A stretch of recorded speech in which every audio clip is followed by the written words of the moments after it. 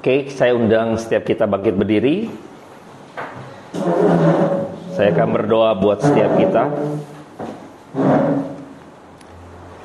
Bapa dalam surga, kami bersyukur karena pada malam hari ini Tuhan menyertai setiap kami. Kami bersyukur karena Tuhan memberikan kami perlindungan sehingga pemeliharaan Tuhan boleh terjadi, sehingga malam hari ini kami boleh dipertemukan kembali oleh firman Tuhan yang hidup, dan kami boleh bersama-sama belajar firman Tuhan. Kami mohonkan kasih karunia Tuhan juga turun atas setiap rekan-rekan kami di dalam lemah iman mereka, mungkin lemah tubuh mereka. Juga Tuhan memberkati sebagaimana Tuhan memberkati kami malam hari ini. Tuhan pimpin waktu kami ke depan untuk belajar firman Tuhan. Biarlah kami kaum awammu semakin hari bisa melihat terang daripada firman Tuhan yang menguatkan, meneguhkan iman kami, sehingga kami mampu mengarungi tantangan hidup kami yang kami hadapi ini Tuhan dengan kekuatan daripada firman Tuhan saja. Terima kasih Bapa, di dalam nama Tuhan Yesus Kristus, biarlah setiap kita yang percaya katakan amin.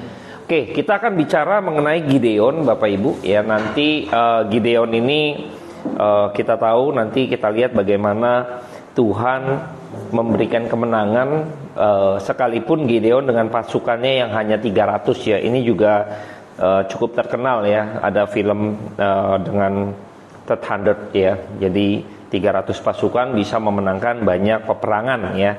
Oke, kita akan buka di dalam Hakim-Hakim 6. Kita lihat dulu permulaan daripada Gideon diangkat menjadi hakim ya. Kita akan lihat latar belakangnya dulu. Hakim-Hakim 6 ayat 1 ya. Ayat 1 sampai 10 dulu kita akan coba lihat latar belakangnya dulu gitu ya. Nanti kita banyak karena ini kisahnya nggak terlalu banyak gitu ya sebenarnya yang saya mau bahas gitu ya. Nanti kita agak banyak baca gitu supaya kita tahu latar belakangnya. Oke, ayat 1 sampai 10 saya ganjil, Bapak Ibu genap. Gideon diangkat menjadi hakim, tetapi orang Israel melakukan apa yang jahat di mata Tuhan. Sebab itu Tuhan menyerahkan mereka ke dalam tangan orang Midian 7 tahun lamanya. Dan selama itu orang Midian berkuasa atas orang Israel. Karena takutnya kepada orang Midian itu, maka orang Israel membuat tempat-tempat perlindungan di pegunungan, yakni gua-gua dan kubu-kubu. Setiap kali orang Israel selesai menabur, datanglah orang Midian, orang Amalek, dan orang-orang dari sebelah timur, lalu maju mendatangi mereka. Berkemahlah orang-orang itu di daerah mereka, dan memusnahkan hasil tanah itu sampai ke dekat Gaza, dan tidak meninggalkan bahan makan apapun di Israel, juga domba atau lembu atau keledai pun tidak. Sebab orang-orang itu datang maju dan ternak dengan ternaknya dan kemahnya, dan datangnya itu berbanyak-banyak seperti belalang.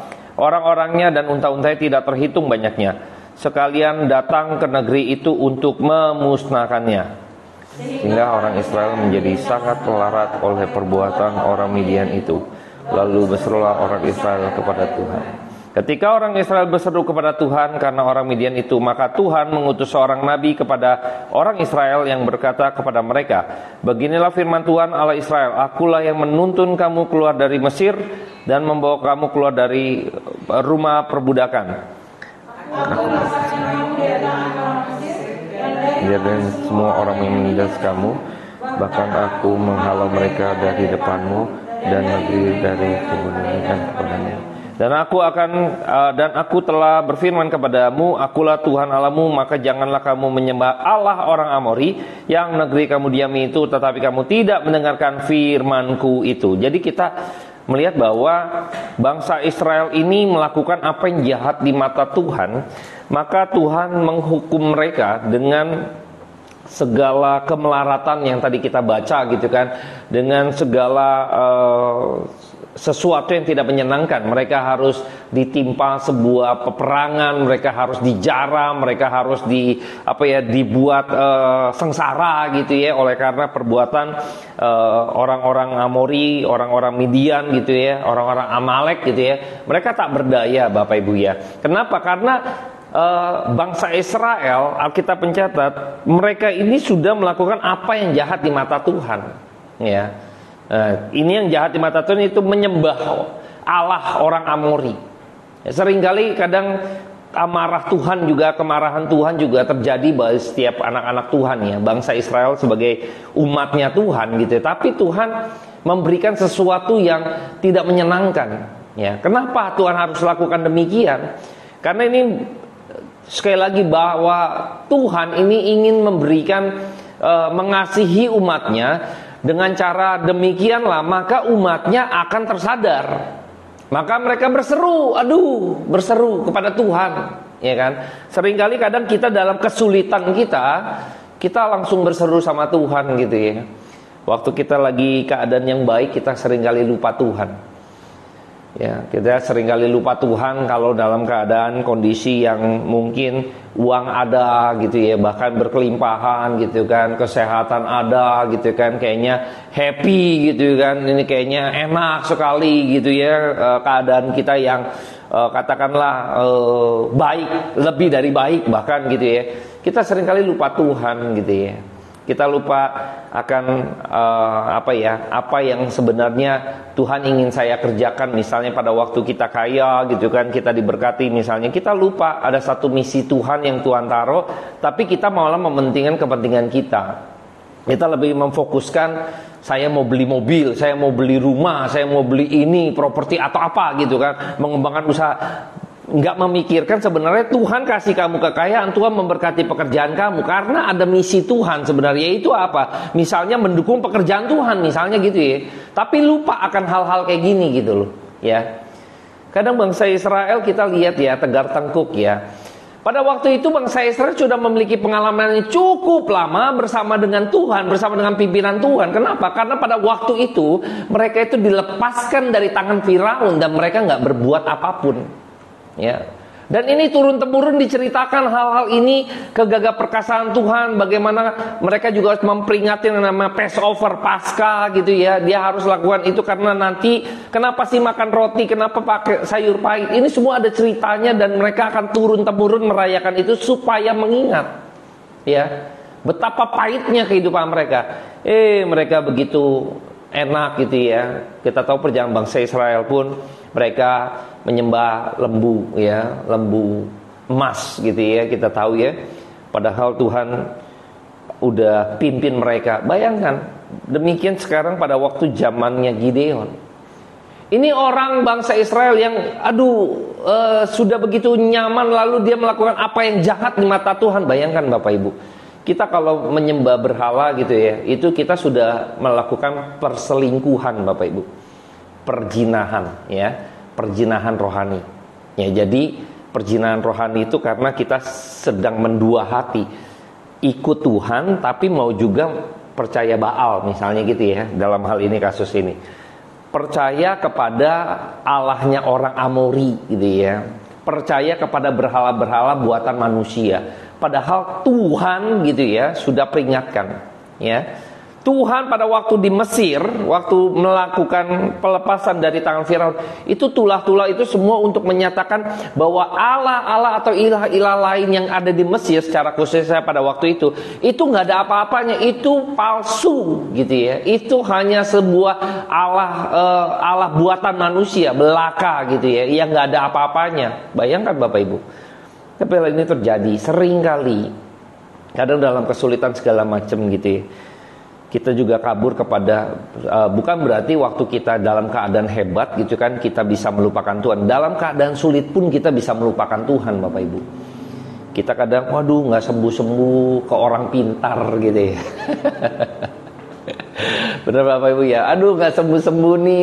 Denger nih, cari info. Di situ ada tuh kiai apa gitu ya. Wah, pokoknya apapun gue ikutin lah, yang penting sembuh gitu ya. Jadi seringkali saya ngelihat bahwa bukan hanya dalam keadaan senang gitu kita bisa melupakan Tuhan atau mendua hati gitu ya. Kadang dalam keadaan sengsara pun kita juga bisa mendua hati, sudah melupakan Tuhan, nggak percaya pada Tuhan. Bisa juga Bapak Ibu ya. Tetapi pada bagian ini kita melihat bahwa Tuhan mengizinkan bangsa-bangsa lain seperti Amalek, orang Midian gitu ya, untuk memberikan sebuah tanda petik gitu ya, kesengsaraan, menghadirkan penderitaan, dijara, ditindas gitu ya, sehingga melarat nih orang. Bangsa Israel melarat, baru pas melarat berseru sama Tuhan, Tuhan tolong gitu loh. Bayangkan ya, selama ini ngapain aja? Ya kan? Engkau nggak melihat bagaimana pimpinan Tuhan. lupain Tuhan. Kita lanjut lagi di dalam ayat ke-11, Bapak Ibu, kita akan baca. Saya ganjil. Nah, ini menarik ya, sampai ayat 23. Sampai ayat 24 ya. 24. Kita akan baca, saya ganjil, Bapak Ibu genap.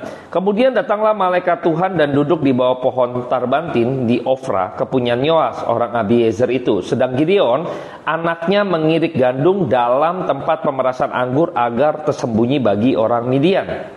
Malaikat Tuhan mengatakan diri kepadanya dan berfirman kepadanya demikian. Tuhan menyertai engkau bagian pahlawan yang jaga dan Jawab Gideon kepadanya, Tuanku, jika Tuhan menyertai kami, mengapa semua ini menimpa kami? Di manakah segala perbuatan-perbuatan yang ajaib yang diceritakan oleh nenek moyang kami kepada kami? Ketika mereka berkata, bukankah Tuhan telah menuntun kita keluar dari Mesir? Tetapi sekarang Tuhan membuang kami dan menyerahkan kami ke dalam cengkraman orang Midian. Lalu berpalinglah Tuhan kepadanya dan berfirman, pergilah dengan kekuatanmu ini dan selamatkan orang Israel dari cengkraman orang Midian. Bukankah aku mengutus engkau? Tetapi jawabnya kepadanya, Tuhanku, dengan apakah akan kuselamatkan orang Israel? Ketahuilah kaumku adalah yang paling kecil di antara suku Manasye, dan aku pun seorang yang paling muda di antara kaum keluargaku. Berfirmanlah Tuhan kepadanya, tapi akulah yang menyertai engkau, sebab itu engkau akan memukul kalah orang Midian itu sampai habis. Maka jawabnya kepadanya, jika sekiranya aku mendapat kasih karunia di mata Tuhan, maka berikanlah kepadaku tanda bahwa engkau sendirilah yang berfirman kepadaku, jangan kiranya pergi dari sini sampai aku datang kepadamu membawa persembahanku dan mengatakan yang dikatakan. Aku akan tinggal sampai kau kembali. Masuklah Gideon ke dalam, lalu mengolah seekor anak kambing dan roti yang tidak beragi dari tepung seeva tepung, ditaruhnya daging itu dalam bakul dan kuahnya ke dalam periuk, dibawanya kepadanya ke bawah pohon terbantin lalu disuguhkannya. Berfirmanlah malaikat Allah kepadanya, ambillah daging dan roti yang tidak beragi itu, letakkanlah kepada atas batu ini dan curahkanlah kuahnya. Maka diperbuatlah demikian. Dan malaikat Tuhan mengulurkan tongkat yang ada di tangannya, dengan ujungnya disinggungnya daging dan roti itu, maka timbullah api dari batu itu dan memakan habis daging dan roti itu.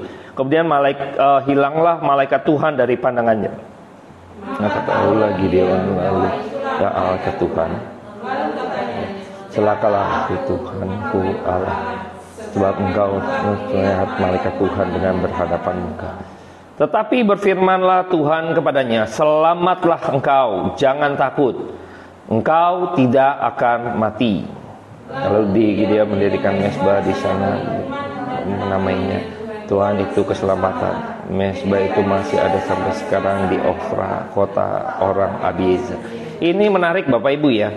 Jadi pada waktu itu Tuhan coba cari seorang gitu ya, yang untuk memimpin supaya melepaskan bangsa Israel dari tangan orang Midian ya. Lalu kita tahu tadi seperti yang kita baca, dipilih seorang yang kaumnya paling kecil, kaum Manasye, dan dia juga kaum yang dari keluarga itu yang paling muda gitu ya. Tapi Tuhan pilih ya.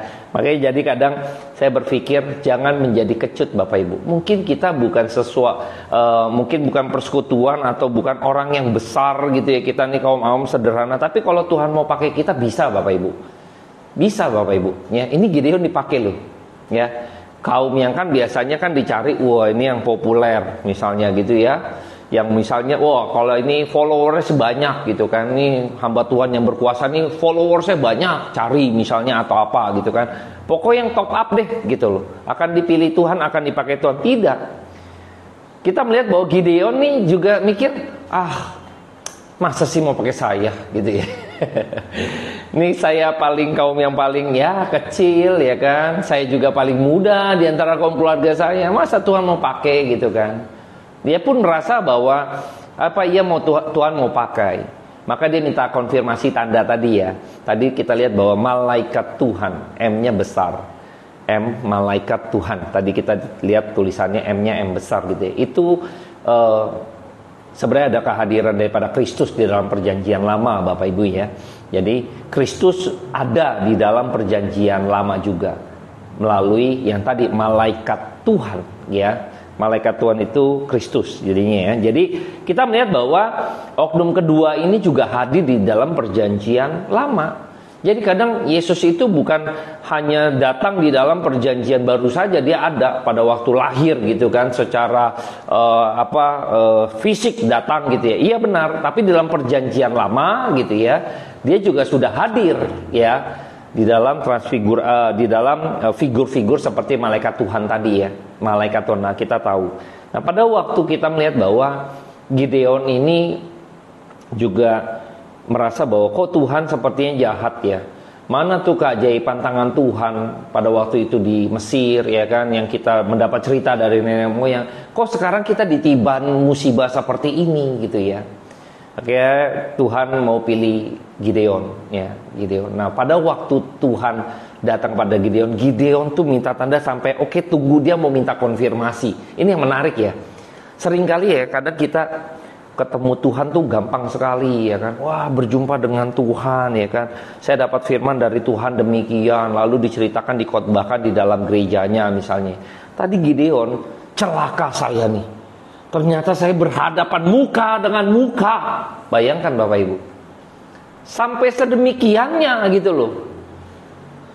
Bukannya wah happy nih gitu kan, wah saya ketemu Tuhan gitu, nggak, celakalah gitu kan. Kenapa? Karena sadar Gideon ini manusia berdosa, ketika berjumpa dengan Tuhan yang suci, habis dia.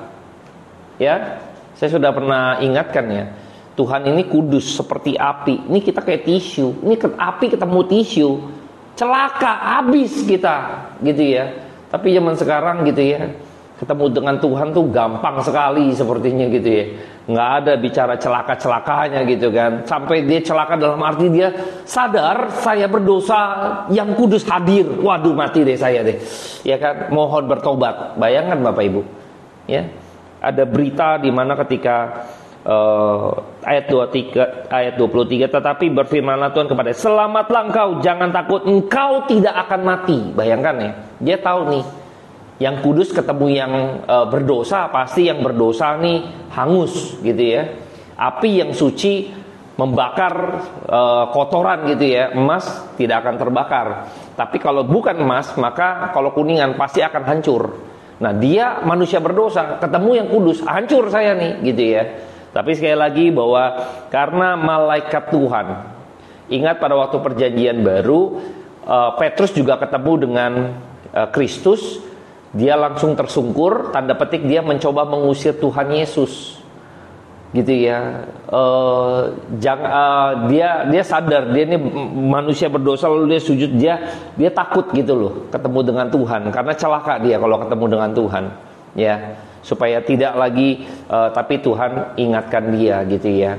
Tidak, aku akan menjadikan kau penjala manusia. Nah, sama seperti Gideon, akhirnya sadar, enggak, lu enggak akan mati, enggak usah khawatir. Bayangkan ya, ini satu kekuatan yang daripada Allah kepada Gideon. Tapi zaman sekarang hamba-hamba Tuhan sepertinya populer kalau mereka berasa bahwa mereka bertemu dengan Tuhan.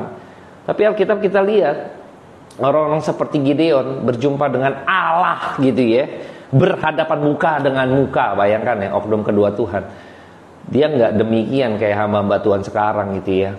Saya jadi melihat ini ada pengertian yang terbalik gitu ya. Walaupun saya tahu kita hidup di dalam kasih karunia Tuhan karena Yesus Kristus, ya kan? Karena Yesus Kristus. Tetapi apakah ketika kita menghadap kepada Yesus Kristus, misalnya di dalam meditasi kita atau apapun gitu ya, seringkali saya ketemu dengan Tuhan gitu ya. Pertanyaannya, apa yang disampaikan ketika dia bertemu dengan Tuhan? Rata-rata saya pernah memperhatikan ya, mereka yang berkhotbah mengakui bahwa mereka bertemu dengan Tuhan, itu beritanya itu bukan kebenaran firman Tuhan, kadang ngaco gitu ya. Pada waktu Covid apalagi ya kan, wah suruh dagang ini katanya. Saya kadang bingung nih, Tuhan Yesus dia capek-capek ketemu dengan Tuhan Yesus, jadi ketemu dengan Tuhan Allah gitu ya, dan direkomendasikan bisnis apa gitu kan. Saya berpikir serendah itukah Tuhan mau ngomongin bisnis gitu loh? Nggak usah ketemu dengan Tuhan, ketemu dengan pakar ekonom aja di Indonesia, ketemu tukang dagang di Pademangan aja lah gitu kan. Kita ngomong bisnis apa ini kok yang bagus gitu ya. Nggak perlu ketemu Tuhan. Kadang saya bingung Bapak Ibu.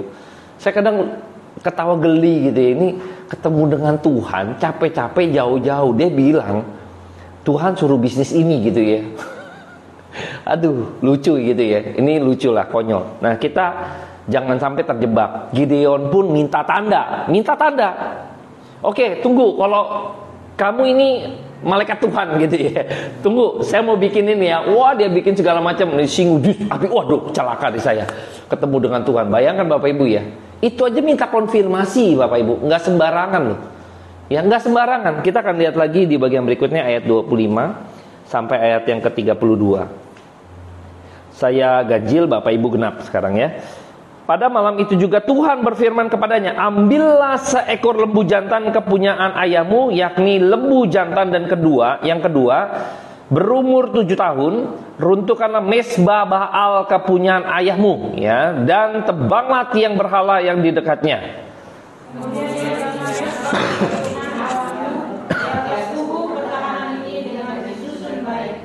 Lalu ambillah lembu jantan dan kedua dan persembahkanlah korban bakar dengan kayu tiang berhala yang akan kau tebang itu.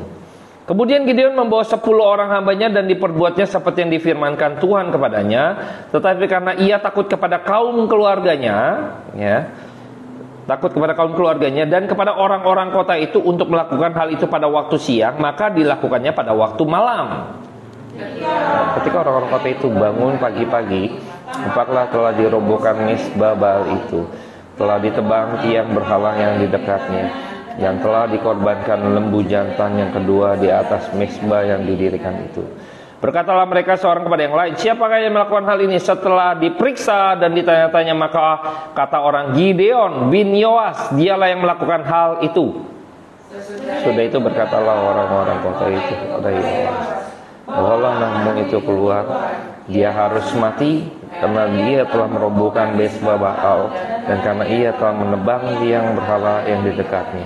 Tetapi jawab Yoas kepada semua orang yang mengerumuninya, kamu mau berjuang membela Baal atau kamu mau menolong dia? Siapa yang berjuang membela Baal akan dihukum mati sebelum pagi. Jika Baal itu Allah, biarkanlah ia berjuang membela dirinya sendiri setelah mesbahnya dirobohkan orang. Dan pada hari itu diberikan ke oranglah nama Yerubaal pada Gideon. Karena kata orang, biarkanlah Baal berjuang dengan dia setelah dirobohkannya mesbah itu. Bayangkan Bapak Ibu, hal pertama yang Tuhan minta untuk Gideon lakukan, hancurin Baal. Bayangkan Bapak Ibu, jiper juga ya, dia harus mulai dari keluarganya sendiri gitu ya. Bayangkan dari kaumnya, dia pun penuh ada bijaksana ya. Saya yakin juga, apalagi dia seorang muda gitu ya, mana berani lawan orang tua, ya kan? Kaum-kaumnya orang-orang tua-tua nanti bagaimana nih? Wah kacau nih, saya nih ngelawan sesuatu yang wah habis saya nih kalau ketahuan nih. Saya nggak berani pagi hari atau siang hari terang gitu kan, malam-malam deh. Tapi dia tetap lakukan Bapak Ibu. Lihat bagaimana Tuhan memberikan pembelaannya kepada Gideon ketika Gideon harus memulainya dari dalam dulu. Artinya dari kalangan keluarganya. Dia harus tahu dulu bahwa inilah yang menyebabkan bahwa bangsa Israel sudah jahat di mata Tuhan. Maka apa yang jahat di mata Tuhan kamu harus hancurkan itu. Yang jahat di mata Tuhan engkau tiadakan. Dan dia lakukan itu Gideon. Ya, ketika kita melihat bahwa akhirnya bapaknya malah belain dia kan, biarin aja Baal. Bayangkan ya. Cara Tuhan akhirnya mereka sadar juga, iya benar juga ya gitu kan. Kalau dia emang Tuhan, masa kita selamatkan Tuhan gitu kan. Dia bukan Tuhan dong. Kalau dia Tuhan, dia kan bisa menyelamatkan dirinya, kira-kira gitu ya Bapak Ibu ya. Kadang ya kok Tuhan, ya kan Tuhan penyelamat, kenapa dia harus diselamatkan? Ya kan dia membela kita, kenapa kita mesti bela dia? Kan gitu ya. Kira-kira demikian ya. Lihat ya bagaimana cara Tuhan kadang kita mau ngelawan sesuatu yang sulit gitu ya. Tapi di dalam balik itu kadang Tuhan ada pembelaan Tuhan ya, melalui kaumnya sendiri, yaitu orang tuanya sendiri. Ada penyertaan Tuhan Bapak Ibu. Makanya kalau Tuhan suruh gitu ya, dan Gideon kerjakan, lihat nanti bagaimana Tuhan bela juga. Allah kita Allah yang bertanggung jawab, Bapak Ibu. Seringkali kita juga tidak mau ya ambil keputusan atau tidak mau menyikapi dengan tegas. Kalau Tuhan sudah suruh ini, kan aduh ini keluarga saya gitu ya. Waduh ini kaitan dengan ini saya gitu ya. Kadang saya ketika saya harus ambil keputusan untuk studi, Bapak Ibu ya, bergumul Bapak Ibu, ya kan, bergumul. Orang tua saya belum percaya, ya kan. Salah satunya mama saya. Ketika saya menanyakan dia bahwa saya akan studi gitu kan, dia tanya ngapain sih, kan gitu ya. Kan gitu ya. Jadi ada pergolakan Bapak Ibu, ada pergumulan. Ya bukan berarti saya nggak mau taat apa perintah orang tua saya gitu loh. Saya harus taat Tuhan mau suruh saya kemana gitu ya Bapak Ibu ya. Ini bukan serta-merta. Saya juga minta tanda Bapak Ibu sama seperti Gideon. At least saya tanya istri saya, tanya anak-anak saya harus bilang, bukannya tanya minta izin ya. Saya bilang gitu loh, saya akan melayani Tuhan bla bla bla gitu ya. Seperti itu. Ada tanda-tanda dari rekan-rekan sekerja yang lain, teman-teman gitu loh, yang akhirnya terkonfirmasi Bapak Ibu. Nah itu dia, minta tanda. Sama seperti Gideon minta tanda. Kita akan lihat lagi bagaimana Gideon minta tanda terus Bapak Ibu ya. Kita lihat lagi di dalam ayat 33 sampai ayatnya yang ke-40. Saya ganjil, Bapak Ibu genap. Seluruh orang Midian dan orang Amalek dan orang-orang dari sebelah timur telah berkumpul bersama-sama. Mereka telah menyeberang dan berkemah di lembah Yizreel. Pada waktu itu roh Tuhan menguasai Gideon. Ditiupnya sangkakala dan orang-orang Abiezer dikerahkannya untuk mengikuti dia. Juga dikirimnya pesan kepada seluruh suku Manasye dan orang-orang itu dikerahkan untuk mengikuti dia. Dikirimkannya pula pesan kepada suku Aser, Zebulon dan Naftali, dan orang-orang itu pun maju untuk menggabungkan diri dengan mereka.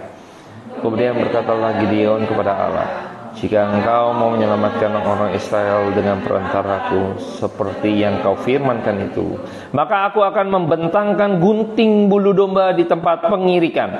Apabila hanya di atas gunting bulu itu ada embun, tetapi seluruh tanah itu di situ tinggal kering, maka tahulah aku bahwa engkau mau menyelamatkan orang Israel dengan perantaranku seperti yang kau firmankan. Dan dengan demikian terjadi, sebab keesokan harinya pagi-pagi ia bangun, dipulasnya guntingan bulu domba itu dan diperasnya air embun dari gunting bola itu secawan penuh air. Lalu berkatalah Gideon kepada Allah, janganlah kiranya murkamu bangkit terhadap aku apabila aku berkata lagi, sekali ini saja, biarkanlah aku satu kali saja mengambil percobaan dengan guntingan bulu itu, sekiranya yang kering hanya guntingan bulu itu, dan di atas seluruh tanah itu ada embun.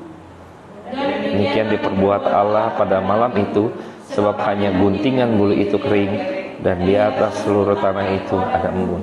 Ini luar biasa ya, minta tanda Bapak Ibu. Terjadi bulu gitu kan yang saya kering, diperas, secawan, bener loh. Dia ngetes lagi Bapak Ibu. Makanya ini kadang Tuhan baik ya, maksudnya Gideon tuh mau minta konfirmasi lagi gitu ya.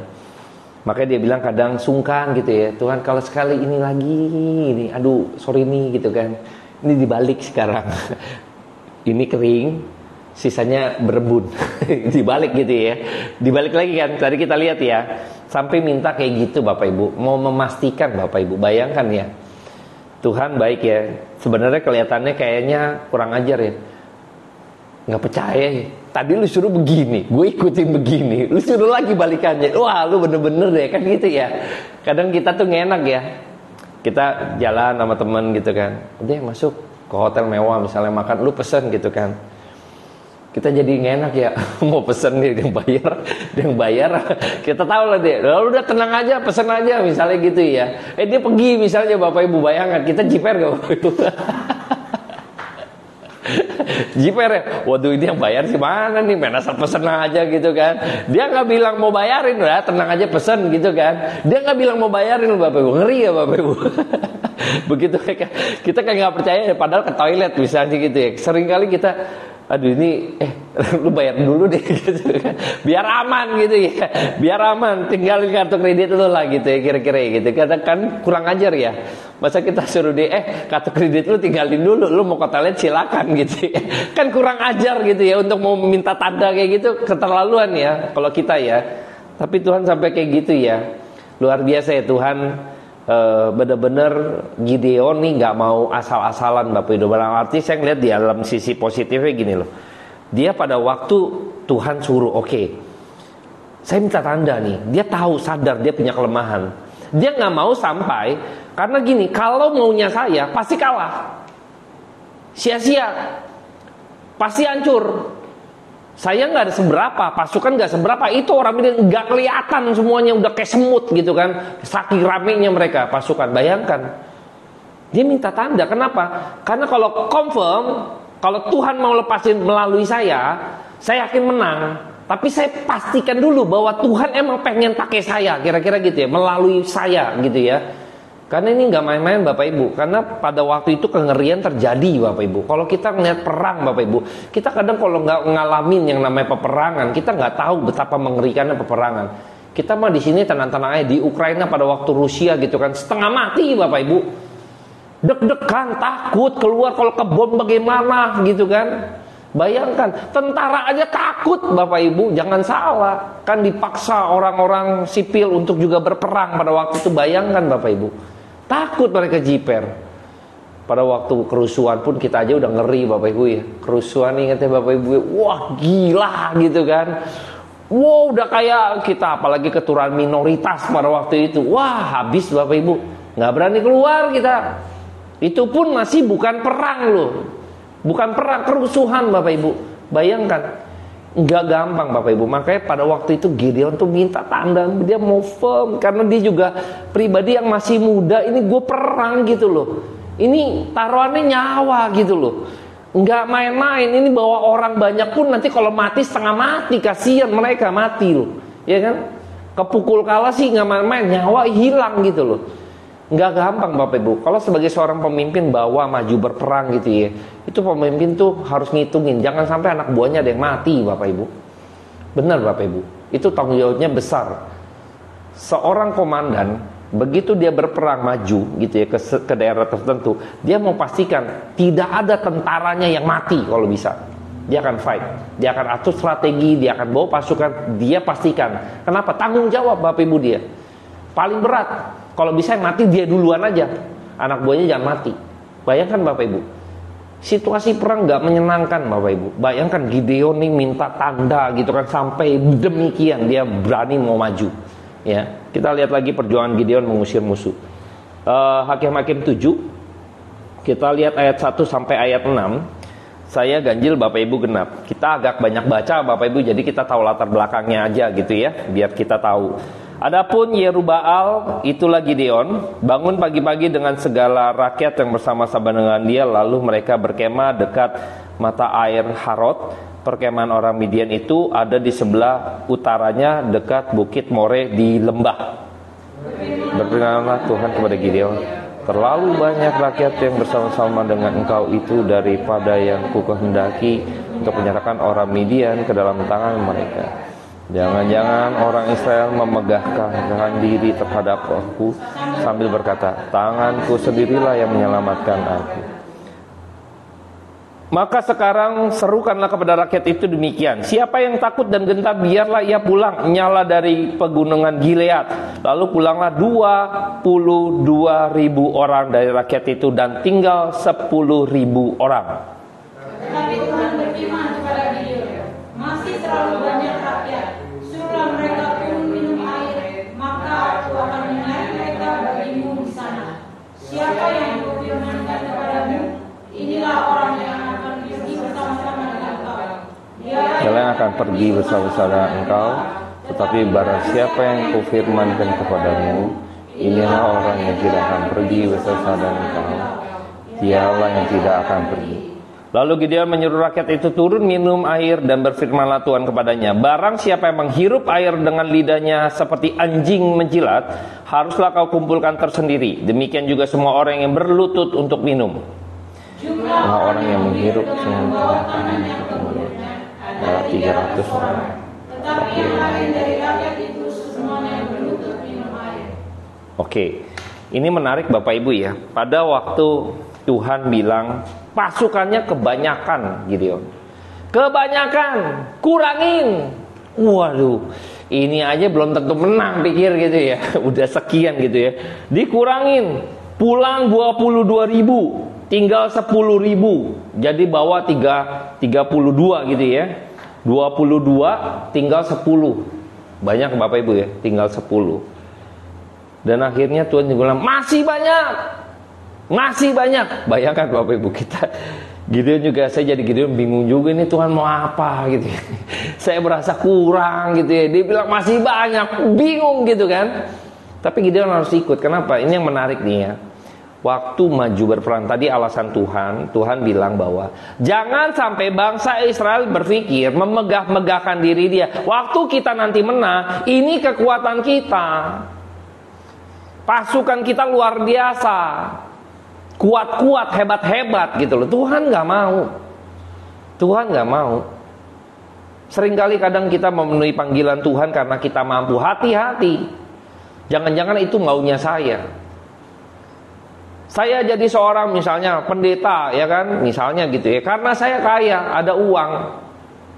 Saya bisa bayar studi saya. Saya juga punya usaha. Jadi saya gak perlu bekerja misalnya. Jadi saya punya waktu lebih banyak, misalnya gitu kan, punya uang, punya duit gitu kan, misalnya gitu kan, supportnya ada gitu, semuanya ada, saya nggak kekurangan, maka saya studi jadi hamba Tuhan. Jangan-jangan Tuhan juga nggak suruh dia jadi hamba Tuhan, bisa jadi Bapak Ibu. Kenapa? Karena lu berpikir lu bisa jadi hamba Tuhan karena lu gitu kan, lu punya kemampuan dan punya kesanggupan. Itu nggak berasa sekali bahwa Tuhan pimpin. Tapi bukan berarti orang-orang yang demikian juga nggak boleh jadi hamba Tuhan. Bisa saja gitu kan. Tuhan izinkan, dia punya kemampuan, dia punya finansial, punya waktu gitu kan. Bisa saja.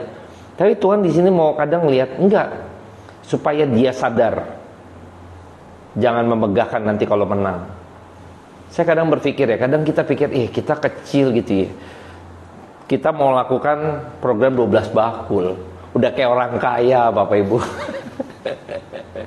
Bagi-bagi sembako. Kita kumpulan orang-orang yang butuh sembako gitu kan. Sekarang kita mau bagi-bagi sembako. Bayangkan Bapak Ibu, sok kaya gitu ya kadang ya. Saya pikir, ini Tuhan apa tepat kami punya program gitu ya kan. Saya bilang enggak, justru dari kekurangan saya lihat janda Sarfat gitu ya, persembahan seorang janda. Saya mikir Bapak Ibu. Maka kan saya bilang, kita harus melakukan gitu loh. Kenapa? Karena supaya kita nggak bermegah. Kalau misalnya kita orang semua mampu gitu kan, gampang Bapak Ibu, nggak ada pergumulan. Besok setiap hari juga nggak apa-apa kita kasih makan orang gitu kan, setiap hari, nggak usah tunggu 1 bulan gitu kan ngumpulin duit. Tapi disitulah pergumulan kita di hadapan Tuhan. Tuhan tolong, Tuhan tolong. Bayangkan Bapak Ibu, di situ pergumulan. Jadi kadang kita lihat bahwa di dalam Alkitab ini gitu ya, kita lihat Tuhan sampai mikirin kayak gitu loh, supaya nanti ke depannya, kan tujuannya kan bahwa bangsa Israel tahu ada Allah yang hidup, jangan lagi menyimpang. Kalau nanti dia berperang, you pasukan sedikit, saya berikan kemenangan, you diam. Tanda petik ya, you bisa berbuat apa dengan 300 orang, nanti kepilih 300 orang Bapak Ibu. Yang menarik ketika yang ujian kedua, yang pertama, kalau yang rasanya gitu kan, siapa yang takut dan gentar gitu kan, ragu-ragu, nggak usah ikut. Wah, banyak ternyata Bapak Ibu ya. Sisa 10.000. Bayangkan Bapak Ibu ya. Yang tinggal 10.000, 22.000 tuh pulang semua. Ini lebih dari setengah Bapak Ibu yang takut. Kadang Tuhan juga nggak suka ya, maksudnya ini keberanian itu dengan bicara dengan iman juga ya. Ada fighting spirit gitu ya. Ini bicara iman. Orang yang kurang beriman gitu kan, percuma untuk berperang. Karena apa? Karena nggak beriman gitu ya. Apa kurang beriman gitu ya. Itu agak sulit gitu Bapak Ibu. Ya. Jadi pada waktu nanti berperang, misalnya Gideon mimpin gitu ya. Dia kalau nggak punya sebuah iman juga repot. Ya. Nah, saringan yang kedua ini yang menarik Bapak Ibu ya. Disuruh minum. Perhatikan nanti lu kelompokin Gideon. Yang minumnya seperti anjing menjilat gitu kan, lu pisahin. Dan yang minumnya menggunakan tangan lalu dihirup gitu ya, Kamu pisahin. Bayangkan ya, disuruh minum, ya turun semua minum, ya kan, minum. Di situ cara Tuhan memilih Bapak Ibu ya. Kadang saya melihat bahwa Tuhan lihat bukan masalah cara minumnya ya. Dari cara minum itu kadang kalau dulu waktu kuliah tuh ada pelajaran table manner. Table manner Bapak Ibu di meja, kita makan ya, kita diajarin bagaimana kita dari ambil sendoknya, nanti waktu makannya, terus pakai garpu, sendok yang seperti apa, kalau makanan apa, semua diajarin tuh. Duduknya, waktu kita mau mulai duduk gitu kan, sampai kakinya mesti seperti apa Bapak Ibu. Waktu diserbetnya, gayanya, stylenya A seperti apa, style B seperti apa, itu ada pelajarannya Bapak Ibu, table manner ya. Jadi diatur, apalagi kerajaan gitu ya. Kenapa? Karena pada waktu itu kita mahasiswa itu disuruh, karena kamu ini mahasiswa gitu ya, kamu harus punya attitude lebih gitu loh, sebagai orang-orang yang terpelajar. Bayangkan Bapak Ibu ya, attitude itu penting jadinya.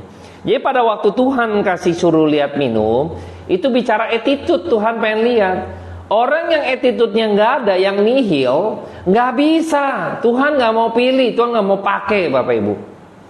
Tuhan pakai orang yang punya attitude, yang punya keberanian dan punya attitude Bapak Ibu. Banyak orang punya keberanian tapi nggak ada attitude. Nyali sih gede misalnya gitu, oh beriman tapi nggak ada attitude-nya, seradak seruduk misalnya gitu ya. Mau-maunya dia, nggak bisa Bapak Ibu. Nggak bisa kita demikian. Kita jadi seorang pemimpin, jadi seorang prajurit gagah perkasa, tapi mau-maunya kita gitu ya, nggak bisa. Attitude itu penting. Ada penundukan diri, dia juga bisa tahu timingnya, nggak gegabah gitu ya, nggak gerasa gerusu misalnya gitu ya. Jadi pada waktu berperang dia pikir, wah ini gue bisa nih gitu kan, maju sendiri misalnya bawa pasukan berapa dia hajar, itu rencana bisa gagal Bapak Ibu kalau orang nggak ada attitude-nya. Karena orang-orang nggak ada attitude-nya itu seperti orang-orang yang liar gitu loh. Makanya tadi dibilang seperti anjing menjilat gitu ya. Dan Tuhan juga nggak mau pakai orang-orang yang maunya nyenengin manusia gitu ya, sebagai orang-orang yang menjilat gitu ya. Tuhan nggak suka ya. Kadang sering kali kan, ya bos ya kan, wah kita ngejilat bos setengah mati Bapak Ibu ya kan. Supaya apa? Supaya kita dipakai, supaya kita dipelihara. Tuhan nggak suka mencari perkenanan manusia. Tuhan nggak suka Bapak Ibu. Maka orang yang cari perkenanan manusia tidak berkenan di hadapan Tuhan, Tuhan pisahin. Tuhan pisahin.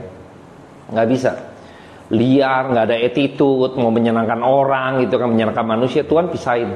Tuhan pisahin. Tuhan pilih orang yang memiliki keberanian dan attitude. Ada iman dan juga ada attitude-nya di dalamnya. Sehingga pada waktu nanti dipimpin oleh Gideon, nggak ngasal Bapak Ibu. Ya, waktu berperang, Gideon membagi kelompok dan akhirnya dia bagaimana cara Tuhan. Mereka semuanya saling membunuh Bapak Ibu, bayangkan. Bagi 3 kelompok, nanti bisa baca lagi di rumah Bapak Ibu ya, karena keterbatasan waktu. Dia ambil sangkakala, api, serang. Itu mereka bunuh-bunuhan satu dengan yang lain. Bisa gitu Bapak Ibu ya. Pasukan kalap, dikepung padahal dia 300 orang Bapak Ibu, bayangkan. Mereka kalap, mereka banyak begitu rame, saling membunuh satu dengan yang lainnya. Bisa begitu loh Bapak Ibu, bayangkan Bapak Ibu. Tuhan heran gitu kan, cara Tuhan heran memimpin bangsa Gideon gitu ya, dalam hal ini bangsa Israel untuk mengalahkan orang Midian. Cara Tuhan lain, yang begitu banyak pun dihabisin, saling membunuh gitu kan, bayangkan. Saling membunuh, jadi tinggal waktu dikepung tuh, wah mereka udah enak segala macam. Bayangkan, Tuhan punya cara yang unik gitu ya, yang unik. Jadi saya lihat pemilihan Tuhan. Bagaimana tadi kita lihat bahwa yang pertama kita lihat bahwa roh Tuhan turun atas Gideon, menyertai Gideon. Tadi seperti yang sudah tadi kita baca. Dan juga yang berikutnya adalah ketika Tuhan yang pilih, ya, Tuhan yang sudah pilih orang-orangnya, maka Tuhan juga yang akan memberikan kemenangan. Itu kalau mungkin gitu ya, banyak orang gitu yang nggak ada attitude-nya gitu kan. Itu ceritanya lain lagi Bapak Ibu gitu kan. Ceritanya akan lain lagi. Tapi tidak, kalau Tuhan sudah pilih, Tuhan sudah tetapkan, Tuhan akan berikan keberhasilan Bapak Ibu. Itu udah pasti. Kenapa?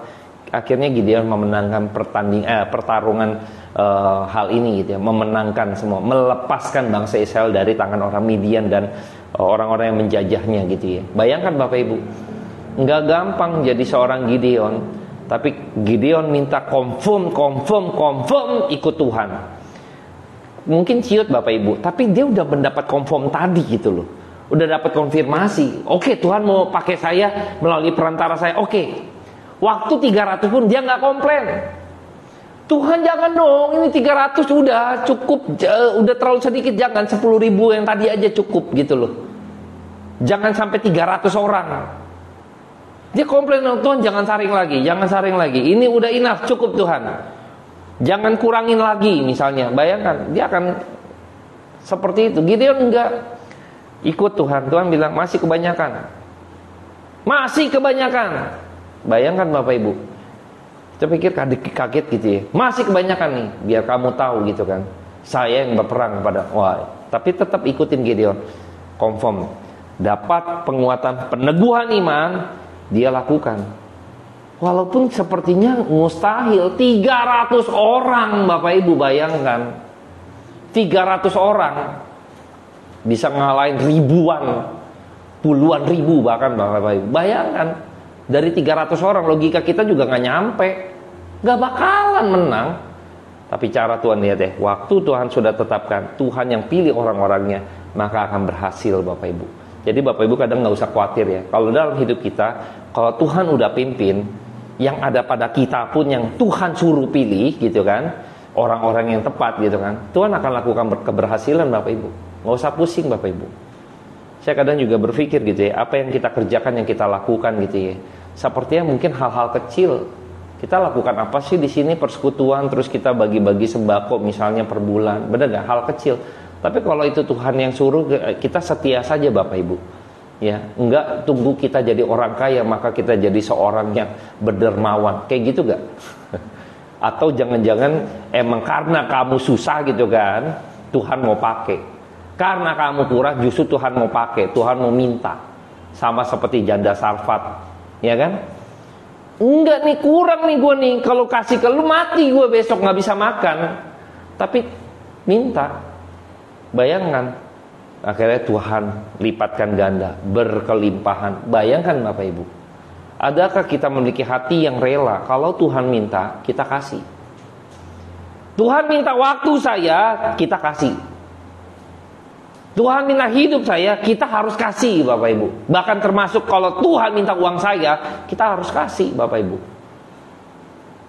Kalau yang Tuhan yang minta, kita percaya bahwa Tuhan itu, Abraham kan gitu kan, minta anaknya Ishak gitu, bayangkan, dia kasih. Kita kayak gitu gak? Kita mikir, aduh Tuhan, gua aja kurang mau ngasih, misalnya gitu ya. Enggak, saya percaya ada pimpinan Tuhan. Ya. Kalau Tuhan sudah pimpin, Tuhan akan berikan keberhasilan dalam hidup kita. Ya, apapun itu. Attitude kita yang penting tunduk dulu, Tuhan mau apa, kita ikutin, selesai Bapak Ibu. Lihat nanti bagaimana Tuhan pimpin. Mari kita berdoa. Bapa di dalam surga, hamba-Mu selesai berkata-kata dengan segala keterbatasan kami di dalam memahami kebenaran firman Tuhan. Ampuni Bapa bila mana kami seringkali kurang memperhatikan hal-hal yang mungkin kelihatannya kecil Tuhan dalam kehidupan kami. Seringkali kami tidak mau tunduk, kami tidak memiliki attitude untuk merespon apa yang Tuhan mau untuk kami berikan. Tuhan tolong berikan kami kepekaan sehingga kami kaum awam-Mu mengerti maksud dan rencana Tuhan, sehingga seperti Gideon, dari kaum yang kecil, dari seorang yang muda di antara kaum keluarganya, Tuhan bisa pakai. Termasuk kami, kaum yang kecil Tuhan, yang sederhana, Tuhan juga mau pakai. Tolong kami ya Bapa, semasa hidup kami, pakai apa yang ada pada kami untuk kemuliaan nama Tuhan. Terpujilah nama-Mu Tuhan, kekal selama-lamanya sampai selama-lamanya. Amin. Oke, saya minta